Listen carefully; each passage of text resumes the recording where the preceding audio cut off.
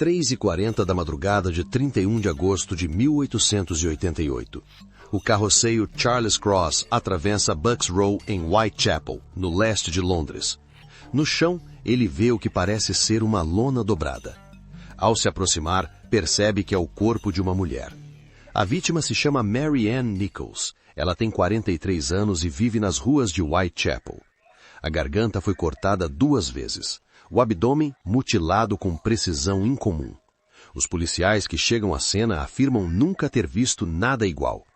O médico legista Dr. Rhys Ralph Llewellyn examina o corpo ainda no local. Ele conclui que as lesões foram feitas com um instrumento afiado e longo. O nível de habilidade sugere algum conhecimento anatômico. O laudo levanta uma questão imediata. Quem teria esse conhecimento em Whitechapel? Whitechapel, em 1888, é um dos bairros mais pobres de Londres. Cerca de 80 mil pessoas vivem comprimidas em becos sem iluminação e cortiços superlotados. A prostituição é a principal fonte de renda para milhares de mulheres. A Polícia Metropolitana registra uma média de 1 homicídio por semana na região. O bairro fica a menos de 5 quilômetros do Palácio de Buckingham. Londres é a capital do maior império do mundo. Mas Whitechapel existe em outro universo. Desemprego, alcoolismo e violência doméstica são parte do cotidiano. As autoridades raramente respondem a crimes contra moradores locais. O caso de Mary Ann Nichols não é tratado como urgência imediata. Mas o crime de Nichols não é o primeiro da série. Em abril e agosto do mesmo ano, 2 outras mulheres foram encontradas mortas na região com ferimentos semelhantes. A polícia local ainda não conectou os casos. A Scotland Yard intervém. O inspetor Frederick Eberline é convocado para assumir as investigações. Eberline tem 45 anos e conhece Whitechapel como poucos. Ele trabalhou no bairro por 14 anos antes de ser transferido para a Centrão. Seu retorno, em setembro de 1888, marca uma mudança no ritmo das investigações. Os jornais de Londres publicam os detalhes do crime em manchetes diárias. O The Star e o The Times alimentam o pânico com descrições cada vez mais exageradas dos assassinatos. As vendas disparam. Em questão de dias, o assassino desconhecido de Whitechapel se torna o criminoso mais famoso da Inglaterra. Em 27 de setembro de 1888, a Agência Central de Notícias de Londres recebe uma carta assinada com o nome Jack o Estripador. O remetente descreve os crimes em detalhes. Ele promete continuar matando.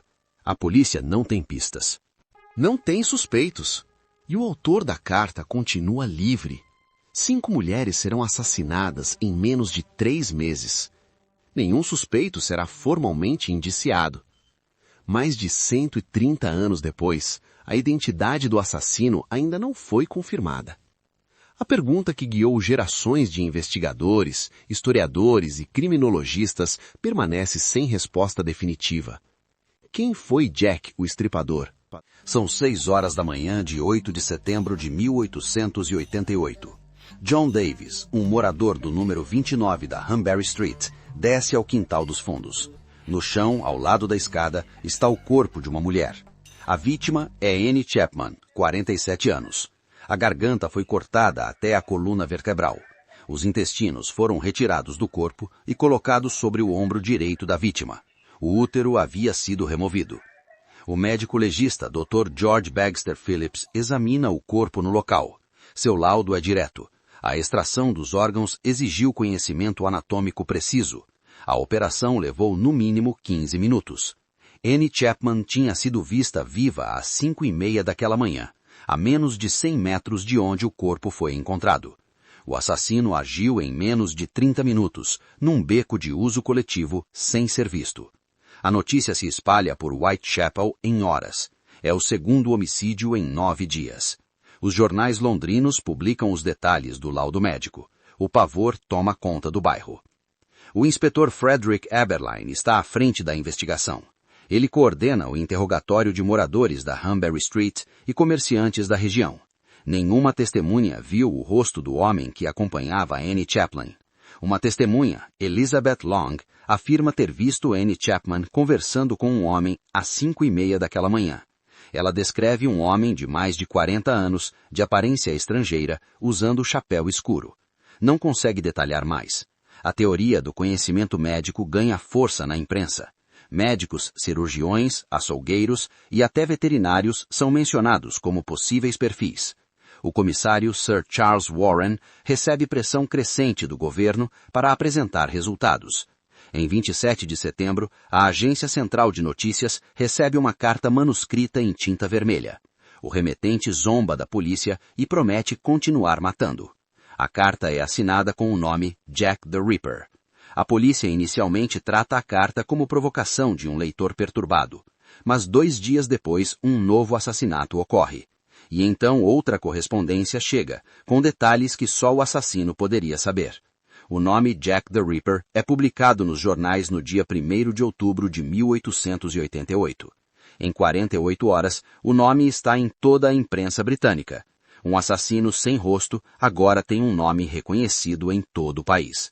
Enquanto a imprensa nomeia o assassino, Whitechapel entra em colapso. Mulheres deixam de trabalhar à noite. Grupos de vigilantes patrulham as ruas. A polícia não tem suspeito e os crimes ainda não terminaram. Na madrugada de 30 de setembro de 1888, Elizabeth Stride é encontrada morta no pátio do Clube Internacional de Trabalhadores, em Berners Street. São 1 da manhã. A garganta foi cortada uma única vez. O homem que encontra o corpo é Louis Dimschutz, vendedor ambulante. Ele chega ao pátio com sua carroça. O cavalo se recusa a avançar. Dimschutz acende um fósforo e vê Elizabeth Stride no chão. Elizabeth Stride tem 44 anos. É imigrante sueca. Ao contrário das outras vítimas, não há mutilação abdominal. Os investigadores concluem que o assassino foi interrompido. 45 minutos depois, a menos de 1 quilômetro de distância, Catherine Eddowes é assassinada em Nitre Square. São 1h45 da madrugada. O assassino agiu no intervalo entre 2 rondas policiais. O corpo de Catherine Eddowes apresenta mutilações extensas. A orelha esquerda foi cortada. O rosto foi desfigurado. O rim esquerdo foi removido. O médico legista estima que o assassino levou menos de 5 minutos. Nas horas seguintes, um policial encontra um pedaço do avental de Catherine Eddowes em Goulston Street. Acima do avental, escrito a giz na parede, há uma frase: "The Jews are the men that will not be blamed for nothing." Sir Charles Warren, comissário da Polícia Metropolitana, ordena que o grafite seja apagado antes do amanhecer. Ele teme que o texto provoque um pogrom contra a comunidade judaica de Whitechapel. A decisão é controversa e nunca explicada em detalhes. A tensão antissemita em Whitechapel aumenta depois da noite dupla. Grupos de moradores cercam homens judeus nas ruas. A polícia reforça a presença no bairro. Aaron Kosminski, um barbeiro polonês judeu de 23 anos, começa a ser observado pelos investigadores. Em 16 de outubro de 1888, George Lusk, presidente do Comitê de Vigilância de Whitechapel, recebe uma caixa pelo correio. Dentro há meio rim humano preservado em vinho. Uma carta acompanha o pacote. A carta começa com as palavras "From Hell". O Dr. Thomas Bond examina o rim. Ele conclui que o órgão pertencia a uma mulher de aproximadamente 45 anos com doença de Bright. O rim esquerdo de Catherine Eddowes havia sido removido pelo assassino. Bond não consegue confirmar uma correspondência definitiva. O Dr. Thomas Bond também produz o primeiro perfil criminal documentado da história britânica. Em seu relatório, ele descreve o assassino como homem solitário, quieto e sem aparência suspeita. Bond estima que o suspeito tem algum conhecimento anatômico básico. No dia 9 de novembro de 1888, Thomas Bowyer bate à porta do número 13 de Miller's Court para cobrar o aluguel atrasado de Mary Jane Kelly. Bowyer espia pela janela. O que ele vê encerra a série conhecida como Os Assassinatos Canônicos do Estripador. Thomas Bowyer não consegue abrir a porta. Ele se aproxima da janela lateral e olha através do vidro quebrado. O que ele vê dentro do quarto 13 de Miller's Court é a cena mais brutal registrada em toda a investigação. Mary Jane Kelly tem 25 anos. É a mais jovem das vítimas confirmadas. O corpo é encontrado na cama, dentro do quarto que ela alugava por 4 shillings por semana. A mutilação dura aproximadamente 2 horas. O Dr. Thomas Bond chega a Miller's Court às 11 horas da manhã. Ele documenta: o rosto foi destruído, os órgãos internos foram removidos e dispostos ao redor do corpo. O coração está ausente, nunca será encontrado. O inspetor Frederick Aberline chega à cena às 11h30. Ele comanda a investigação de Whitechapel desde o início. Ao ver o quarto 13, ele não faz anotações imediatas. Segundo o relatório, ele permanece parado por vários minutos. A notícia chega a Westminster no mesmo dia. É o dia do Lorde Prefeito, a maior celebração anual de Londres. Os jornais abandonam a cobertura do evento. Os títulos da tarde são todos sobre Miller's Court. Sir Charles Warren renuncia ao cargo de comissário da Polícia Metropolitana no mesmo dia, 9 de novembro de 1888. A renúncia havia sido negociada dias antes, por conflitos internos com o Ministério do Interior. O assassinato de Kelly é o pano de fundo da sua saída. A investigação está em colapso. Mais de 2.000 pessoas foram interrogadas, 300 foram investigadas formalmente, 80 foram detidas, nenhuma foi indiciada.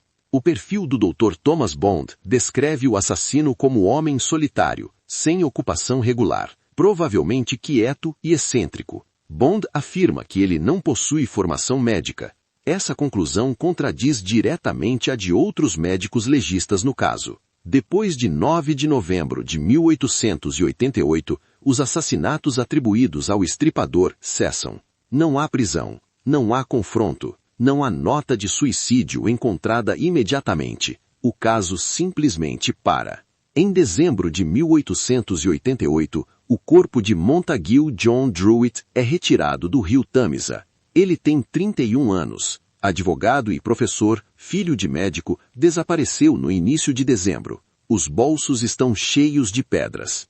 O inspetor Melville Macnaghten, da Scotland Yard, listará Druitt como o suspeito principal em 1894, 6 anos depois dos crimes.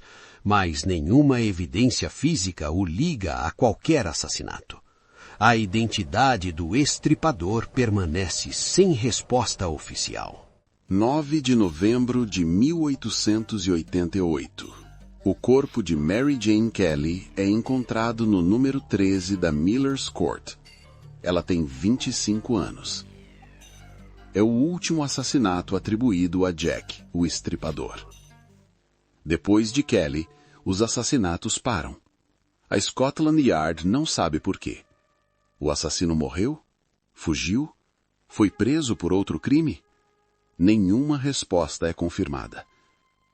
Em dezembro de 1888, pescadores retiram um corpo do rio Tâmisa. O homem se chama Montague John Druitt. Ele tem 31 anos. Estava morto há semanas. Druitt era advogado e professor. Havia sido demitido pouco antes da morte. Uma nota encontrada com ele dizia que ele temia se tornar como sua mãe, que vivia em um asilo psiquiátrico. Em 1894, o inspetor Melville Macnaghten nomeia 3 suspeitos principais em um memorando interno.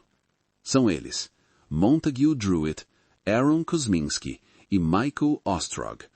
O documento permanece secreto por décadas. Aaron Kosminski é um imigrante polonês-judeu. Vive em Whitechapel, internado em um asilo em 1891, 2 anos após os crimes. Policiais da época afirmam que ele foi reconhecido por uma testemunha, mas a identificação nunca foi formalizada. Em 2014, o pesquisador Russell Edwards publica um livro. Ele afirma ter realizado análises de DNA em um chale encontrado perto de Catherine Eddowes. O resultado apontaria para Aaron Kosminski. A comunidade científica questiona o estudo. O chale nunca foi devidamente preservado como evidência. A cadeia de custódia é inexistente.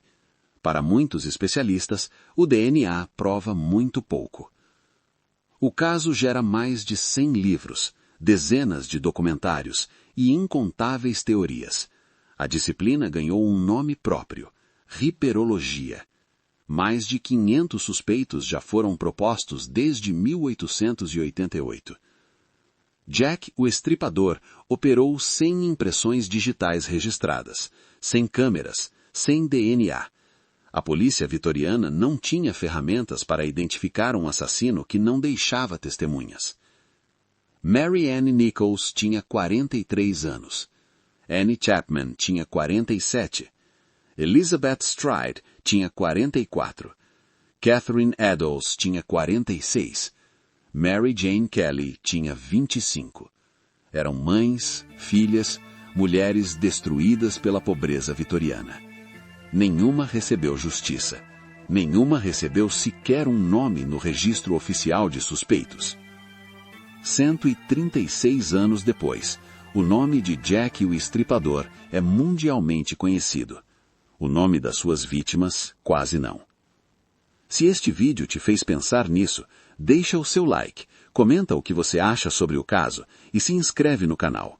Novos episódios toda semana.